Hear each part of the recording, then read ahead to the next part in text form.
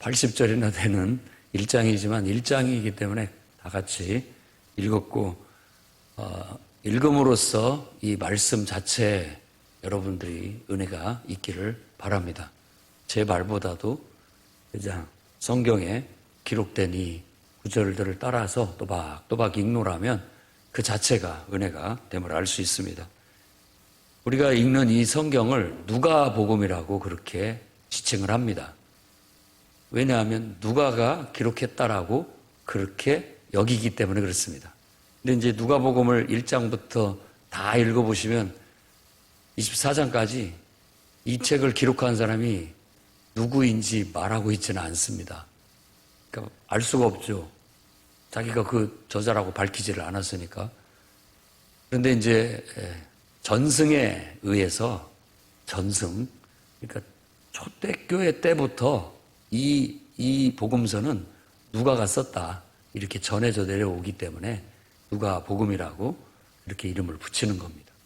그럼 이 누가를 보통 우리가 볼 때 의사라고 얘기 많이 하잖아요. 어디에 그런 근거가 나옵니까? 그런데 골로새서 4장 14절을 보면 사랑받는 의사 누가 이렇게 나옵니다. 사랑받는 의사 누가 굉장히 바울이 칭찬하는 사람 중에 하나예요. 그리고 마지막 바울이 쓴 서신서 중에 디모데 후서가 마지막 쓰고 있는데 누가만 나와 함께 있다. 끝까지. 그러니까 그가 의사라고 한다면 바울이 감옥에서 순교당하기 직전까지 곁에서 의사로서 그의 건강을 돌봐줬다라는 걸 알 수 있습니다. 그리고 이 누가를 이제 봤을 때 이 누가복음과 사도행전은 같은 사람이 썼다는 걸 알 수 있어요. 똑같이 데오빌로라고 하는 각하에게 존귀한 사람을 말합니다. 데오빌로라고 이름하는 존귀한 사람한테 마치 이 글을 헌사한다라는 그런 뜻으로 이 1절에서 4절에 헌사가 나타나요. 다른 성경하고 좀 다릅니다. 특히 우리가 마태, 마가, 누가복음은 공관복음이라고 그래요. 왜 공관을 공통의 관점, 공관이라고 그렇게 얘기를 하는데 대부분의 내용들이 순서가 거의 같습니다. 마태복음, 마가복음, 누가복음. 근데 마태복음은 우리가 이제 앞에 마가복음을 봤지만 마가복음은 좀 간략하면서 좀 단순하게 썼고 마태복음은 거기다가 막 살을 잘 붙이는 것 같은 그런 아주 더 풍성한 설명과 그런 것들을 붙여서 제일 좋아요. 어떻게 보면 마태복음만 읽어도 다른 이 마가복음 보지 않아도 다 이해할 정도로 더 깊은 그런 게 더 붙여져 있어요. 누가복음도 거의 같은데 쓰는 용어가 좀 달라요. 그러니까 이 누가는 보통 이방인이었다고 그렇게 봅니다. 안디옥 교회 출신이었을 것이다. 그 바울이 처음 사역지에 부름을 받았던 그 바나바가 세운 그 안디옥 교회 출신일 것이다. 이방인이었을 것이다. 그리고 직업은 의사였다라는 것이고 바울이 2차 전도 여행을 할 때부터 사도행전의 저자가 우리라고 표현을 해요. 그러니까 바울의 2차 전도 여행 때부터 바울과 동행하면서 그가 사역에 적극적으로 동참해서 은혜를 받았는지 사역에 복음을 전하는 일에 적극적으로 동참을 했다는 겁니다. 오늘 말씀에서도 지금까지 이루어진 이 사건, 이 놀라운 사건, 이것에 대한 목격자가 있었고 또 말씀에 일꾼된 자들이 있었는데 그들이 전해준 내력이라는 말은 이 구체적인 이야기를 말하는 거예요. 구체적인 이야기. 이런 것들을 내 대해서 글을 쓴 사람들이 많이 있는데 나도 이것을 처음부터 낱낱이 살펴가지고 그것을 순서대로 이렇게 쓰게 됐다. 그래서 데오빌로 각하에게 내가 이것을 알고 있는 바, 들었을 것이고 들은 바 있는 얘기지만 이것을 더 분명하게 확실하게 알려주기 위해서 이 글을 써서 보냅니다. 라고 그렇게 얘기를 합니다. 데오빌로가 실제 인물이냐, 이게 뭐 어떤 한 사람이냐라고 말하기도 하고, 또 이 데오빌로라는 말은 데오라는 말은 헬라어로 이제 하나님이라는 뜻이고, 빌로는 친구를 말합니다. 친구. 그래서 하나님의 벗, 뭐 이런 의미로 또 해석이 돼요. 그래서 하나님을 벗으로 삼고 살아가는 모든 어떤 로마나 이방인들에게 이 글을 헌사한다. 이렇게도 볼 수 있습니다. 왜냐하면 사도 바울이 이방인을 대상으로 해서 이방인의 사도로서 사역을 했기에 바로 그런 사람들에게 이것을 기록해서 전해주려고 한 것이 아닌가 이렇게 볼 수 있다는 겁니다. 이런 것들은 이제 뭐 서설이고 그렇게 썩 중요한 문제는 아닙니다. 그냥 기본적으로 알아야 할 내용이고, 이제 5절부터 이 이야기가 시작이 되는데 1장의 내용은 마태복음에도 이렇게 안 나와 있고요. 마가복음에도 없습니다. 그러니까 누가복음만 똑같이 공관복음이라고 하지만 누가복음에만 독특하게 나와 있는 내용이기 때문에 더 중요합니다. 이 내용을, 성경을 이해할 때. 누가는 요한이 헤로드 왕 때 태어나게 된 배경부터 설명을 하게 됩니다. 그래서 그의 아버지 사가랴가 아비야 반열이었는데 제사장으로 이제 순번을 맞아가지고 섬기고 있었을 때 제비를 뽑아갖고 그가 대표로 성소 안에 들어가게 된 이야기를 시작으로, 거기에서 천사 가브리엘을 만나게 되고 천사 가브리엘을 통해서 아이를 낳게 될 것이라는, 나이 많아서 아이를 낳지 못하고 있었는데 아이를 낳게 될 것이라는 그런 말씀을 듣게 됩니다. 근데 믿을 수가 없었죠. 이 나이에 무슨 자식을 낳습니까? 꼭 아브라함과 사라 같은 이야기예요. 똑같은 이야기. 네가 왜 믿지를 못하느냐? 그 증거로 네가 아이를 낳을 때까지 말을 하지 못하게 될 것이다. 그래서 아이를 낳게 되면 그때 너희 말을 트이게 해줄 것이다라는 그런 예고를 받습니다. 그 다음에 또 이어서 마리아에게 나타나서 6개월 후에 마리아에게 나타나서 마리아에게도 똑같이 이 가브리엘 천사가 나타나서 6개월 후에도 그 여자에게 아들을 낳으리니 너도 이름을 예수라 해라 라고 그렇게 얘기합니다. 어떻게 이런 일이 있을 수 있습니까? 라고 그렇게 항변을 하지만 엘리사벳, 네 친족. 그래서 이 엘리사벳과 마리아가 친족이라는 것을 이 누가가 밝히고 있어요.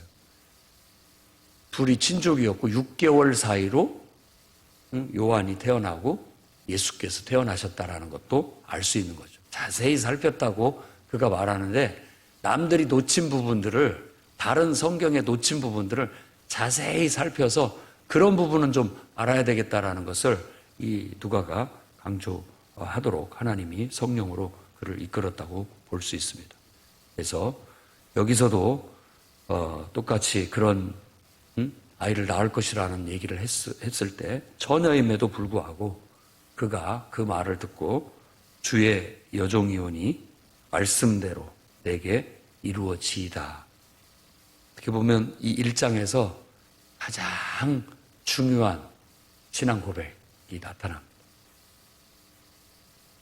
그리고 마리아가 그 소식을 듣고 자기 친족 엘리사벳도 잉태했다라는 소식을 듣고 그걸 기쁜 마음에 막 불이 나게 달려가서 엘리사벳을 만나서 방문을 했는데 43절에 내 주의 어머니가 내게 나아오니 이 어찌된 일인가. 이런 모든 것들이 쉬면서 찬송이에요. 쉬면서 찬송. 그리고 마리아가 46절에서 56절에 찬양을 하는데 주로 비천한 여인인 내가 복 있는 여자다. 그런 식의 얘기를 하게 되는 겁니다. 자, 일단 마리아가 처녀임에도 불구하고 임신을 하게 된 건 수치가 될 수 있고 또 그걸로 인하여 큰 오명이 자기에게 찾아올 수 있음에도 불구하고 이 비천한 여종이 복이 있다. 오히려 하나님이 나를 이렇게 사용하시니 이보다 더 큰 축복이 어디 있느냐라고 여겼다라는 것. 이것은 오늘날 모든 우리 성도들이 배워야 할 신앙의 정신이라는 거예요. 하나님께서 나를 내가 원하고 내가 좋아하는 방식으로만 쓰여지는 것이 아니라 하나님이 어떻게든 나를 사용하셔서 하나님의 위대한 역사를 이루려고 하실 때 하나님이 나를 정말 원치 않은 방법으로나 또 감히 정말 나에게 누가 될 수 있고 나에게 치욕이 될 수 있고 나에게 고통이 될 수 있는 방식으로도 사용하시려고 할 때 주의 여종이오니 말씀대로 이루어지기를 바랍니다 하고 순종하는 태도. 그리고 정말 내가 이렇게 쓰임받으니 세상의 모든 여인들 중에 내가 복 있는 여자다라고 말할 수 있는 것. 이런 것들이 바로 오늘날 우리가 배워야 할 신앙의 정신이라고 할 수 있습니다. 때가 돼서 엘리사벳이 출산하게 되었고 그 이름을 짓는 과정에서 하나님의 성령이 작용했고 감동했다라는 걸 알고 어머니도 똑같이 요한, 아버지도 서판의 요한이라고 발레를 떠나서 성령의 천사의 고지대로 그 이름을 쓰게 되었고 그때서 말이 풀려서 결국 말할 수 있게 되었다는 것이고 이 소문이 쫙 퍼지게 됐고 장차 이 아이가 커서 어떻게 될까 굉장히 훌륭한 인물이 또 하나님이 귀하게 쓰실 것이라는 그런 기대를 갖게 만듭니다. 왜? 주의 손이 그와 함께합니다 라는 겁니다. 하나님이 그와 함께하고 있기 때문에 처음 태어날 때부터 이렇게 했다라고 얘기합니다. 근데 요한의 출생에 더 이렇게 초점을 맞추는 듯 하지만 요한을 이렇게 더 크게 보이게 해서 그 속에 예수 그리스도를 이렇게 보좌하는 그런 듯이 1장을 이렇게 꾸며놨어요.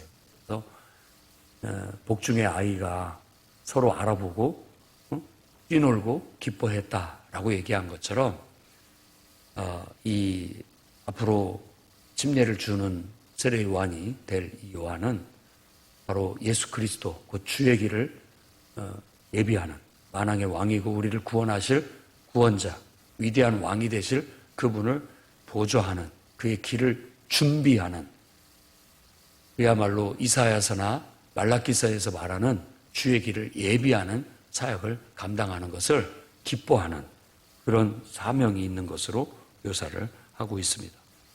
마지막에 사가랴가 성령이 충만해서 찬양하는 내용으로 마무리를 하고 있는데 크게 두 가지입니다.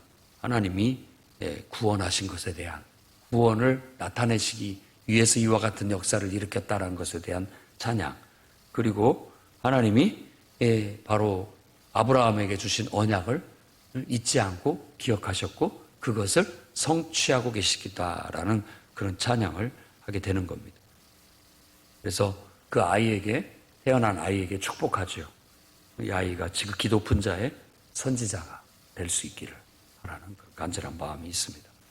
그래서 일단 누가복음에서 제가 여러분들에게 드리고 싶은 것은 누가는 모든 하나님의 놀라운 역사가 예배로부터 시작됐다라는 것입니다.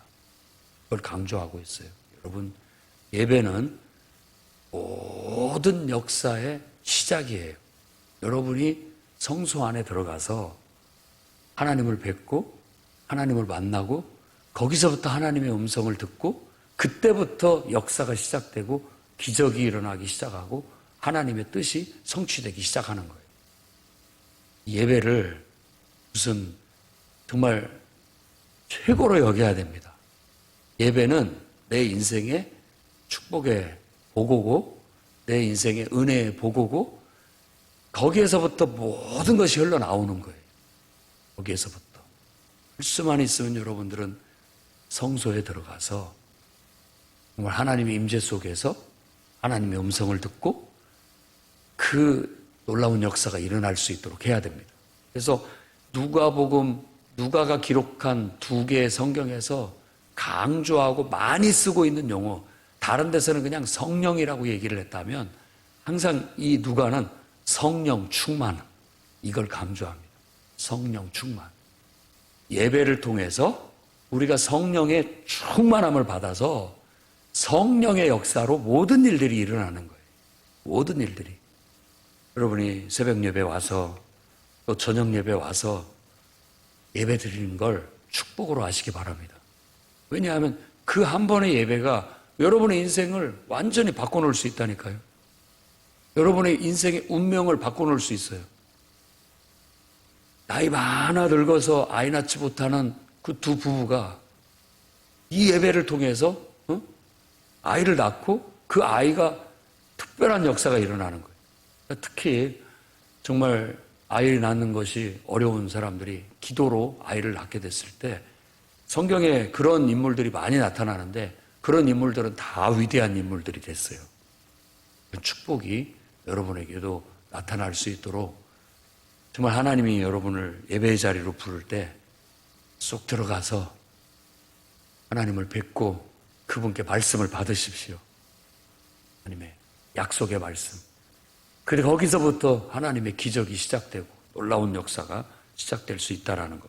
그런 일들로 바로 이런 일들이 지금까지 이루어진 이 사실, 이걸 내가 알리고 싶은데 이 사건은 바로 이 예배를 통해서부터 시작됐다. 그리고 예배가 있는 곳에 성령 충만함이 있고 성령이 충만한 사람들은 다 하나님을 찬양하더라. 그래서 찬양이 쭉쭉쭉 나오는 거예요. 이 찬양의 어떤 시, 이런 것들은 어쩌면 이 누가가 활동하던 시대에 이미 그런 시들이, 이런 노래들이 지어져서 예배 때 불려졌다고도 볼 수 있습니다. 그냥 막 순간 누가가 막 이 식구를 막 쓴 것이라고 볼 수도 있지만 어떻게 보면 이런 것들은 우리가 늘 노래하던 그 가사말을 적어놓은 것일 수도 있고요. 또 정말 누가가 이런 성령의 감동을 받아서 이 이야기들을 내력을 기록을 할 때 이런 부분에 막 그 내용을 막 묵상하면서 이런 은혜를 받아갖고 본인이 마치 자기가 엘리사벳이 된 것처럼, 마치 자기가 마리아가 된 것처럼 그 감동에 쏙 빠져가지고 막 그 노래를 지었다고도 볼 수 있습니다. 그러니까 우리가 은혜를 받고 성령 충만하면요, 진짜 찬양을 부르게 됩니다. 진짜 찬양을 부르게 됩니다. 여러분, 그런 사람이 돼야 됩니다. 막 가사말이 막 내 안에 살아나요. 내 안에 살아나고 그 가사말이 영이 돼가지고 나를 그 영 안으로 이렇게 끌어들여서 함께 춤을 추고 함께 기뻐하고 복중의 아이가 태중에 뛰놀듯이 내 영혼이 뛰노는 거예요. 여러분들도 가끔 느낄 겁니다. 저도 느낍니다. 예배 드릴 때, 찬양 부를 때, 말씀을 들을 때 막 영혼이 기뻐서 뛰노는 거. 내 영혼이 기뻐하고 있다라는 거. 그걸 느끼는 거예요. 그럴 때 감동을 받고, 그럴 때 정말 이런 문장들이, 이런 찬양들이 튀어나와요. 튀어나와요. 그러면 여러분들도 그걸 정말 정제된 언어로 감동을 받아가지고 노트에 기록하면 그 가사가 노랫말이 될 수 있어요. 가사로. 여러분들이 감동받은 거. 그래서 우리가 부르는 이 찬송가 집에 나와 있는 대부분의 찬송 가사나 찬송가는 다 그렇게 해서 만들어진 곡들이에요. 그러니까 우리가 정말 똑같이 성령 충만함을 받고 이 찬양을 부르면 그 감동 속에 나도 같이 동화돼서 빠져드는 것이죠. 똑같은 은혜를 경험하게 되고 똑같은 영적인 기쁨을 경험하게 되고 똑같은 영혼의 어떤 회복을 경험하게 되고 기적을 경험하고 능력을 경험하게 되는 것이죠.